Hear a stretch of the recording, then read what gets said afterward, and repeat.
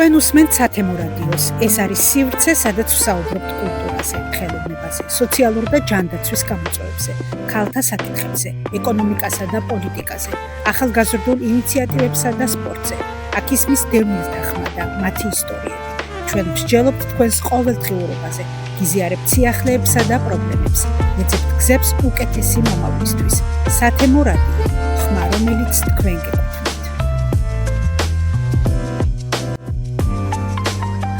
მოგესალმებით ძვირფასო მაყურებლებო და მსმენელებო, ეს არის ჩვენი სათემო რადიო, რომელიც ხონის დასვლა განათლების ცენტრში DIU International-ის მიერ არის ხარდაჭერილი. მე მინდა მადლობა გადავუხადო ამ ორგანიზაციასაც და ზოგადად გერმანიის მთავრობას და გერმანელ ხალხს, რომელიც ძალიან ბევრ კარგ საქმეს აკეთებენ საქართველოში, მათ შორის ხონში და მათ შორის ჩვენ სასწავლებელში, რომლის ბაზაზეც გვაქვს ეს რადიო ჩამოყალიბებული და რომელიც რამდენიმე თვეა უკვე მაუწყებლობს როგორც ადგილობრივ დონეზე, ისე მთელი ქვეყნის მასშტაბით სოციალური ქსელის სხვადასხვა პლატფორმის საშუალებით. დღეს ძალიან ბევრი ვართ, ძალიან კარგი და ბევრი სტუმარი მყავს, სასწავლია მყავს ახალგაზრდობა, მოსწავლეები. ძალიან მიხარია, ან აქამდე რატო არ მოვიწვია ასეთი კარგი ახალგაზრდები, მიკვირს, მაგრამ უბრალოდ ყოველთვის კარგი რესპონდენტები მყავს. მე აღარ ვიცით უკვე საწავით ყვანოთ ამდენი ხალხი და უკვე დავიწყეთ რომ უკვე მოვიწვიოთ ახალგაზრდებიც აუცილებლად ჩვენ გადაცემებში მათი ხმა უნდა ისმოდეს, მათი ხმა ძალიან მნიშვნელოვანია და მithumet ისეთი ახალგაზრდები, რომლებიც აქტიური ცხოვრებით ცხოვრობენ ხონში, არიან კარგი, არა მარტო კარგი მოსწავლეები, არიან სხვა სამოქალაქო კლუბებში გაწევრიანებული, მათ შორის ჩვენთან ხონის დასვლა განათლების სათემო ცენტრში. აქვთ ასევე ინტელექტუალური თამაშის რასადროდის კლუბი ჩამოყალიბებული, სადაც ყოველთვის იმარჯვებენ და ეს ბუ გამარჯვების სიმბოლო მოგვიტანეს და 6-ჯერ გამარჯვებთ და საწაიღეთ ერთი ბუ ისე. ხო, მაგრამ 6-ჯერ გამარჯვებული და ასევე იმერეთის ჩემპიონატზე ვიცე-ჩემპიონები არიან, როგორც ვიცი, მეორე ადგილი აიღეს და რატომ არა პირველი, მაგას ახლა გავარკვევ. ხო, და მე მინდა გაგაცნოთ ეს ახალგაზრდები, წავიკითხავ თუ შეიძლება, იონე მსხილაძე, ელენე სულაბერიძე, ბესო ვაშაკიძე, ნინი ბენდელიანი, ბარბარე ბენდელიანი და ლიზი შვანგირაძე. მგონი სწორად გადავანაწილე სახელდაგვარები, ისე სწორად კი არა. უგანიჭეთ ზუსტად ის სახელდაგვარები, რომელიც გააქვს. ჩემი პირველი შეკითხვა ესეთი იქნება, მოგვიყევით თქვენი კლუბის შესახებ, თქვენი ჯგუფის შესახებ, ამ ექვსეულის შესახებ, რას აკეთებთ, ვინ ახართ, რას მოითხოვთ? მოგესალმებით, მივესალმებით ჩვენს მაყურებლებს და მადლობას ვუხდი პირველ რიგში ხონის სათემო ცენტრს ჩვენი მოწვევისთვის. ჩვენ ეს ყველაფერი დავიწყეთ 2023 წლის ნოემბერში, როდესაც ასეთი შეჯიბრი იყო, კინგსი ატარებდა სასკოლო რასად როდის. და ჩვენ დავინტერესდით, გამოცდილება არ გქონდა ამაში, მაგრამ დაგვაინტერესა თუ როგორ იქნებოდა ეს ყველაფერი და მე და ელენე სულაბერიძემ მოვიძიეთ გუნდი და გადავწყვეტეთ შეგვეკრა ეს გუნდი. მოვიწვიეთ ლიზი, ნინი და კიდე ორი ბავშვი, რომელიც დღეს არ იმყოფებიან ჩვენთან, მათ დატოვეს ჩვენი გუნდი. ვიყავით ეს ბავშვები და წავედით ქუთაისში. აი, ესე 6 უნდა იყოთ, ხო? 6 არის ხო, გუნდში 6. სათადარიგო, მაინც 8 ხართ, ხო? კი, 8 ვართ. და იმ ორმა ბავშვმა დაგტოვა სამწუხაროდ, მაგრამ მაყავს ბესო და ბარბარე, რომელმაც აანაზღაურეს მათი წასვლა ძალიან კარგად. ჩვენ ეს ნოემბერში გავედით პირველად ქუთაისში ვიყავით, პირველი ტური ტარდებოდა იმერეთის მასშტაბით და გამოცდილება არ გქონდა, მაგრამ ავიღეთ ქულა, რითიც გადავლახეთ ეტაპი და გადავედით ფინალში თბილისში. ეს იყო სასწაული მიღწევა ჩვენთვის. შემდეგ უკვე ხონში ვემზადებოდით, რომ ფინალისთვის უფრო კარგი შედეგი დაგვედვა. და ფინალში ბავშვების ასაკში გავედით მეორე ადგილზე. და ისე 75 გუნდში 20-ში მოვხვდით და ეს დიდი გამარჯვება იყო ჩვენთვის იმ დროინცერში.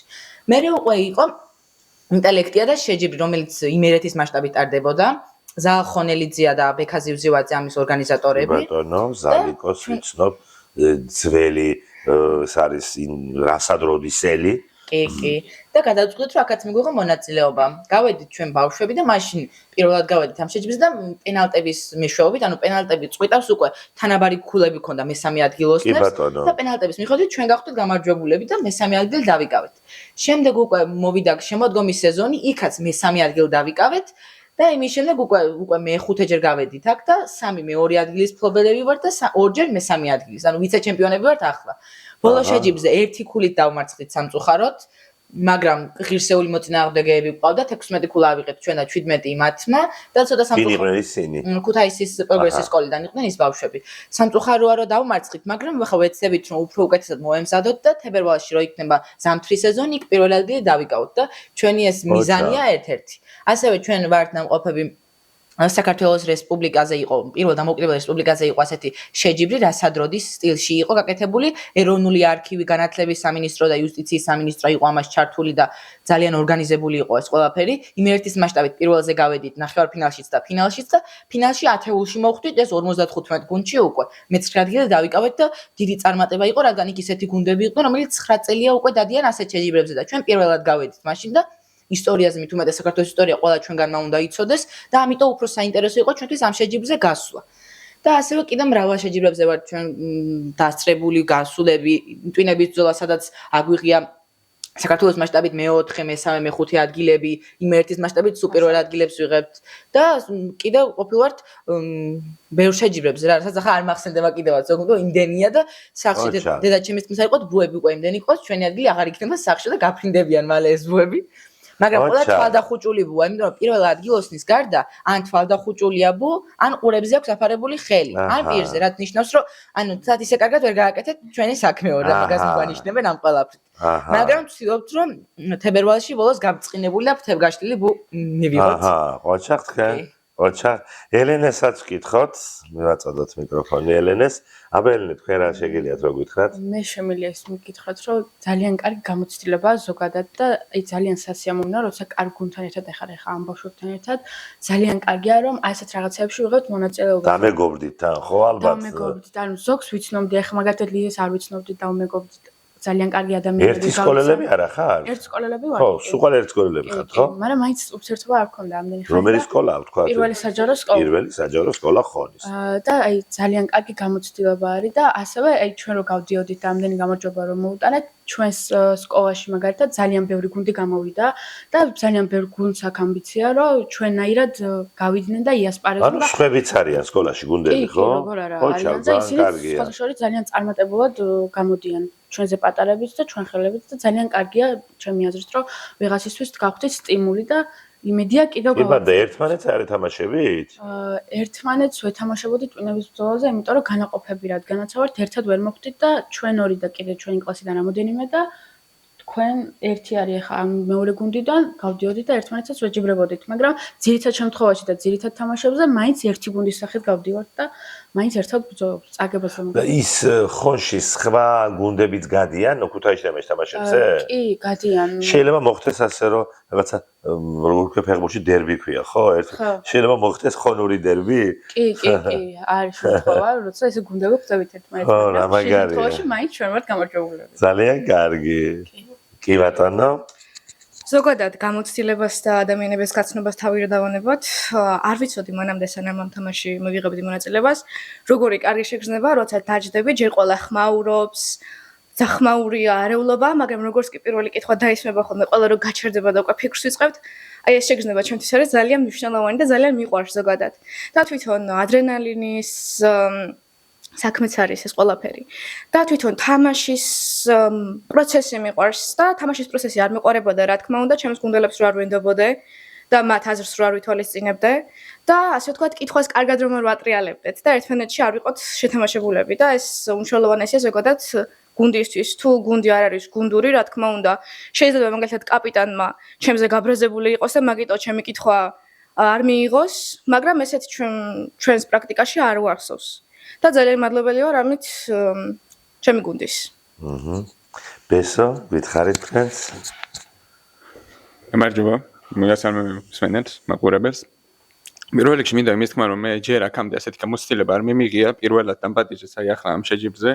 რა თქმა უნდა თავიდან ნერვიულობდი. ეს ერთი შეჯიბრი გაქვს მარტო ამათთან. ხო, ამათთან ერთად მარტო პირველი. მანამდე გავდიოდი ტვინების ბრძოლაზე ჩემ კლასთან ერთად.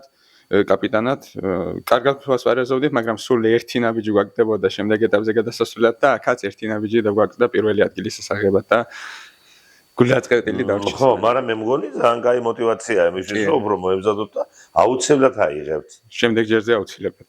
და ბესო რა მაინტერესებს იცი ისა რა ქვია ეს თამაში აზარტიცაა და კაიცაა და ისიცაა, მაგრამ ახლა მარტო ის ხო არ არის, ამას ცოტა ის გჭირდება დიდი განათლება და უნდა გიმაგრებდეს ზოგს უგან რამდენიმე წიგნი ყოველ შემთხვევაში და აი თქვენ შემთხვევაში ეს სასკოლო განათლებაა მხოლოდ თუ რაღაცას კიდე მუშაობთ და არა მუშაობთ ვაჯიშები ქონდა ზალთან ხო ხონელიძესთან და მეტი მე არ შევსრები ვარ და ამატებთ რაიმეს?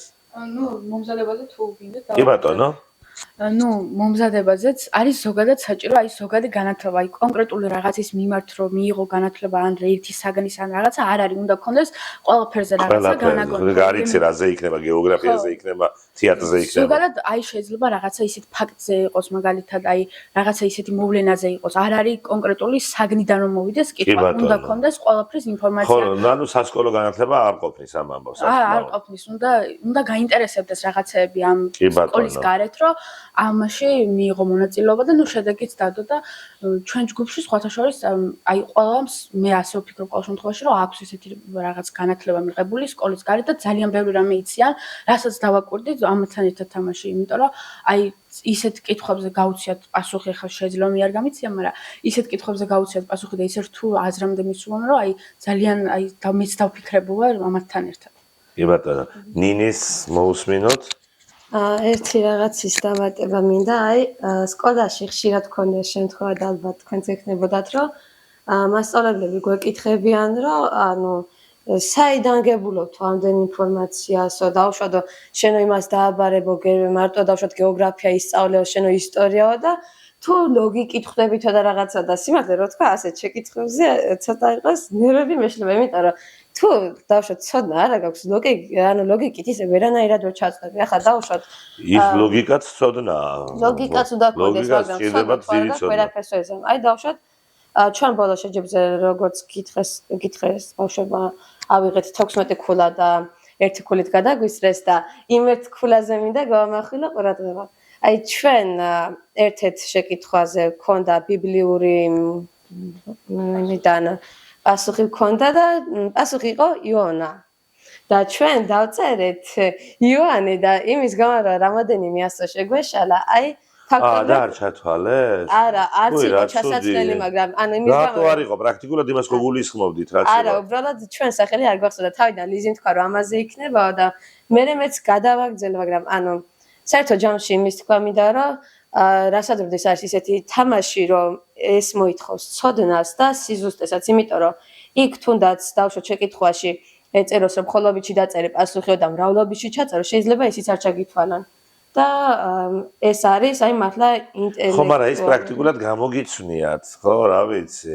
და ფაქტობრივად ამის გამო ვერ გავდით პირველზე, იმიტომ რომ ჩემი აზრით პენალტებში უეჭველი გავმარჯვებდით.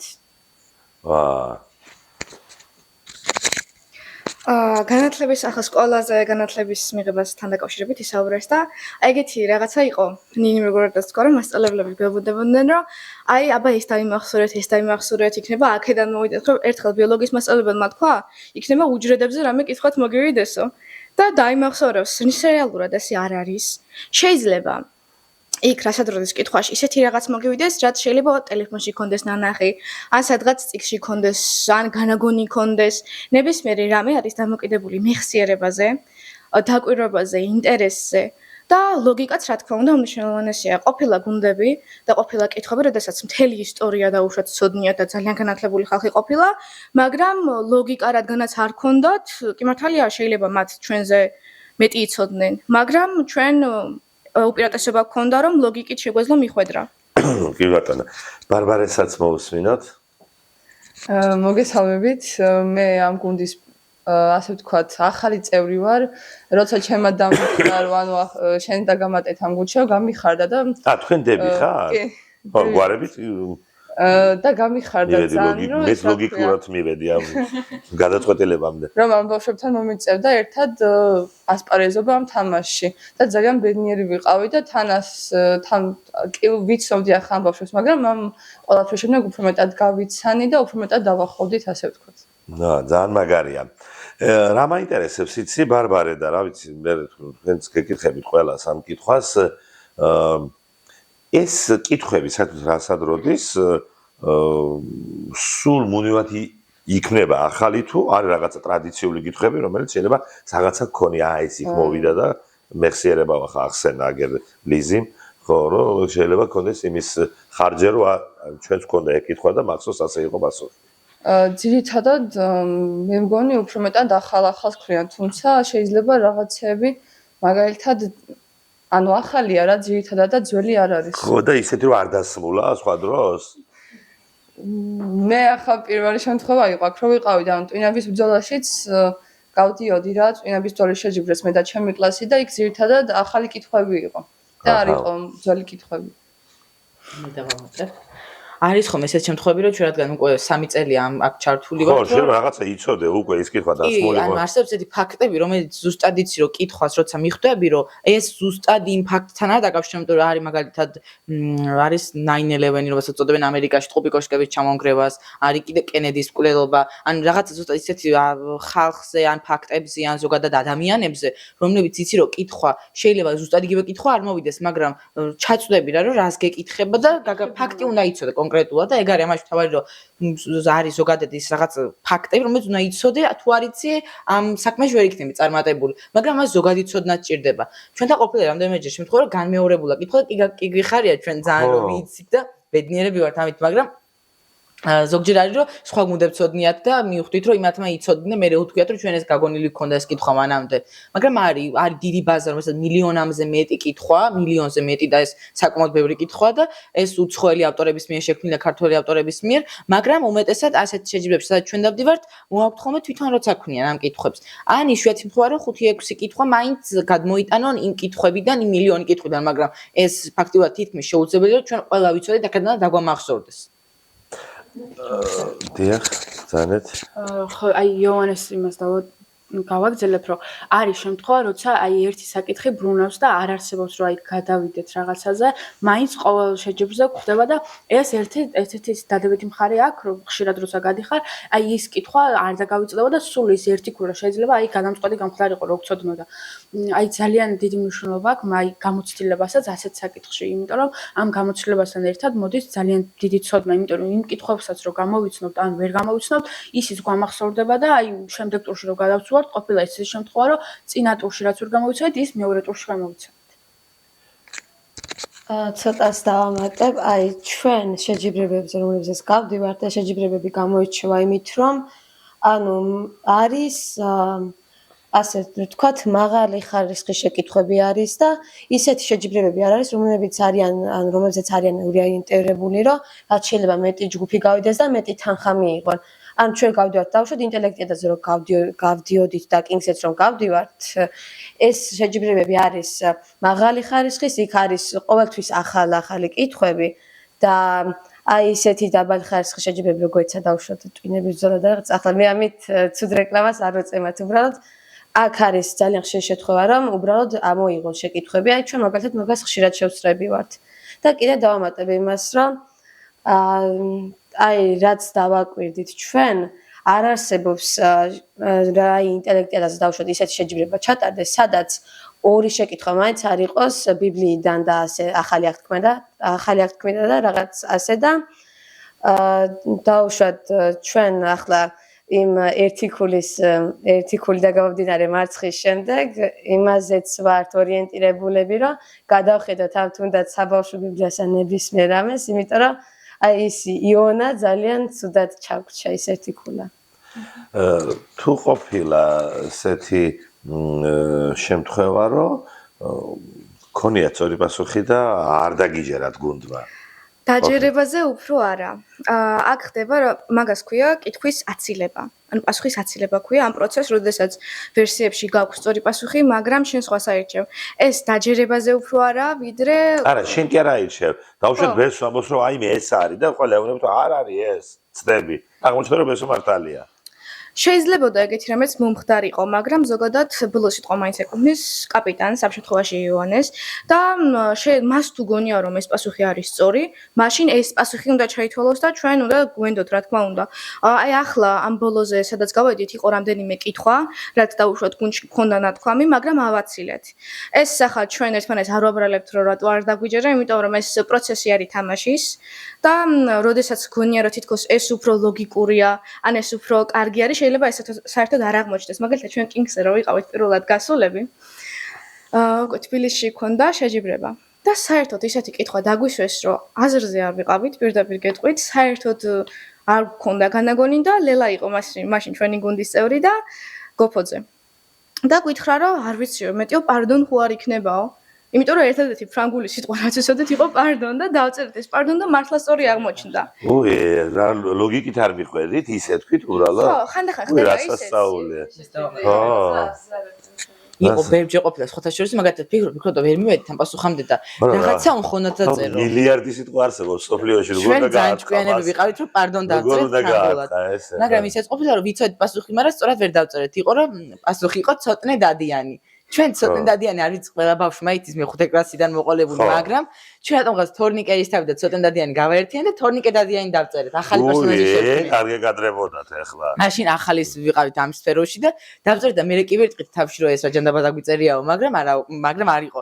ზოგჯერ იყო საკამათო ყოფილა, მაგალითად, ჩვენი პასუხიც ჯდებოდა და მაგალითად კითხვის ავტომა რაც იგულისხმა, ისიც შეიძლება ჯდებოდა და მაგას უნდა გააპროტესტო და მე მივდიოდა და ბევრჯერ ვიჩხუბია მაგაზე რომ უნდა ჩამოთვალო და მაინც ვათვლევინე ხოლმე.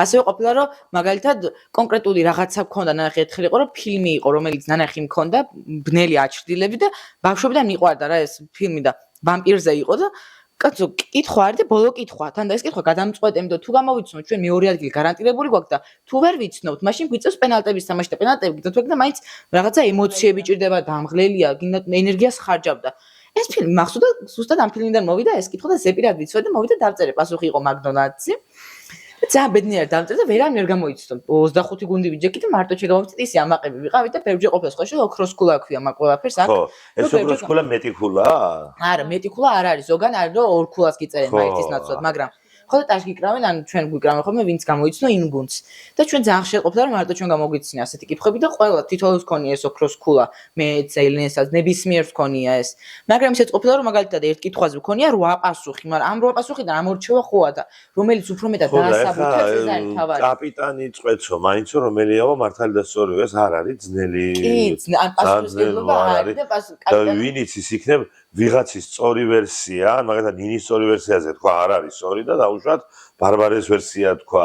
ამით პრაქტიკულად შენ ღუპავ გუნდს, ხო? კი, პეპლების საჭიროა თუ ნასდიო ვერსიებსო ეს გამოთქვა და მე მასე დავზევარ ხოლმე რომ 6 ადამიანი ვართ, 6 სხვადასხვა რო თქვა იქიდან ყველაზე სწორს იმით ვერჩევ უნდა დაასაბუთოს. მე ვეუბნები, მე ამოვარჩევ იმას რომ ეს იქნება დასაბუთებული. ხანახან ის ყოფილა ჩემი ვერსია დამითმე, იმიტომ რომ მე კი ვიფიქრე, მაგრამ არაა სწორი ჩემი აზრით არ იყო და დამიწერია. მაგალითად ნებისმიერ დინის დავწერე ან ბესოსი ან ლიზისი და ჩემი აღმოჩნდა სწორი, მაგრამ ჩვენ ეს არის რომ გუნდი რო ვართ შეკრული ერთმანეთს არ ვეჩხუბებით მე და ხო ანუ მეც არ განიხილა თუ ასორად მოიგე. ეს თვითრევა არ გვაქვს ჯგუფში და ერთმანეთს არ ვეტაკებით და ის არ გვაქვს.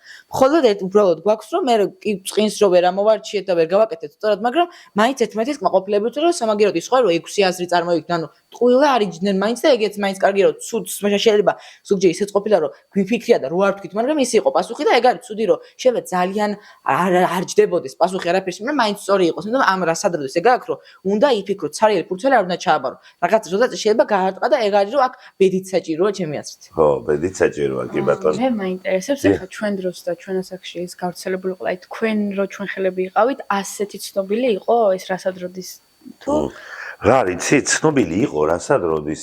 ოღონდ სკოლები და ბავშვები არ თამაშობდნენ, ცნობილი იყო ტელევიზიით.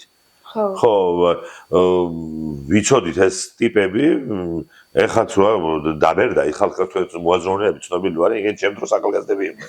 ხო, მოღონ ისინი თამაშობდნენ და ასე სკოლები არ იყო ჩართული. ანუ არ იყო ასე პოპულარული უფრო ვიდრე ეხა თქვენ დროს არის. რა? ეს კითხვა დაუსამეც. კი ბატონო? კი ახლა ეგ ვიცით რომ იქ 6 კაცი თამაშობს მაგიდაზე და ეს მაშინდელი ხალხი ახაც ეგენი არიან დარჩენილები, მაგრამ აი სკოლა პერიოდში მე უნივერსიტეტში როცა გადადით უკვე იქაც არ იყო პოპულარული თქვენ პერიოდში. არ იყო ჩემ პერიოდში, მე ძალიან დიდი ხნისა ვარ ბავშვებო. ხო, 90-იანი წლების სტუდენტი ვარ. ხო და ეს რასად როდის კი არა შუქიც არის ხო იმიტომ რომ ახლა ინტერნეტი არის ხო და არაფერი არის ხო ყველა ჩართულია ახლა ცალკე ბიზნესები ცალკე ადამიანები კომპანიები ყველა ჩართულია აფინანსებენ თანხასდებენ რაღაცა იმიტომ ზოგი არის რომ ძალიან დაფინანსებულია და იმიტომ ჩემი აზრით ხელს უწყობენ ბავშვებს და თქვენ როცა ყოფილიყო კარგი იქნებოდა ნებისმიერ ადამიანის გამოცდილება იქნებოდა და აი მინდა კიდე ერთ რამე დავამატო და ყველგან სადაც ვცდილობ ამაზე საუბარს მინდა რომ თქვა რომ ჩვენ მყავდა გულშემატკივარი რომელიც სულ დავყვებოდა ამ შეჯიბრებზე და არის დედაჩემი ნანა წოწონავა რომელიც ალბათ დამეთანხმებიან ჩვენი გუნდის წევრები აი რაც არ უნდა ყოფილიყო წაგვეგო მოგვეგო ისე გვედგა გვერდში როგორც აი არ ვიცი ყოველთვის აი ძალიან დიდი მნიშვნელობა აქვს მასე გვერდში დგომაც იმიტომ რომ ჩვენ ახლა ბავშვებს გვჭირდებოდა გამხნევება და აი აქედანაც მინდა რომ დედაშენს მადლობა ვუთხრა როცა მადლობას ვუხდით ნანადეიდას იმიტომ რომ რა ვიცი მის გარეშებად ვერ მოვედოით აქამდე კი ბატონო აი ერთი რაღაც დამატება მინდა ელისო დეიდა არ გიდგათ გვერდი ერთი ახლა დაგვემატა საკმაოდ ესეთი წარმატებული, ნიჭიერი და კარგი ხალია და შეიძლება მისი რესურსის გამოყენება, რომელსაც მრავალმხრივი რესურსი აქვს, არა მარტო ხონში ზოგადად. აი მე ქვებუც ადგება აუცილებლად. იმის დამატება მინდა რომ აი ჩვენ ხშირად შევხვდებით რომ აი თამაშის მერე გავიხედავთ ასე იგივე და ანუ ბავშვები ზოგჯერ ისე არიან რომ არავინ რა ყავთ თან არც მასწავლებელი ამშვებელი არავინ და ჩვენ აი მაგის პრობლემა არასდროს არ გქონია იმიტომ რომ აი ნანადეიდა სულ ჩვენთან ერთად იყო და რაღაცა და აი ერთი ქულა და დაგვაკლდებოდა და რაღაცა თუნდაც ორი ქულა და რა მე და რო ვიყავით სულ მოწყენილები და რაღაცა ის ყოველთვის გვახდებოდა და რაც არ უნდა ცუდი შედეგი ანუ ძალიან ცუდ შედეგსაც არ დავდით ახლა მაგრამ აი ყოველთვის მივყავდით ან მაკდონალდსში ან KFC-ში აი KFC სულ არის ჩვენი თანხებით აშენებული იცოდეთ იმიტომ რომ სულ იქ დავდიოდით და აი მართლა ძალიან სამაგალითო ადამიანი არის ჩემი აზრით ძალიან კარგი ერთი და დავასრულოთ ხო იმიტომ რომ შეჭამეთ მთელი დრო ისტორიულ შეჯიბრს როცა ვიყავით მაისში იყო წელს ნანადეიდა გვახდა ჩვენ იმიტომ ჩვენ ზოგადად ნანადეიდა დაყვება ყველგან აბსოლუტურად და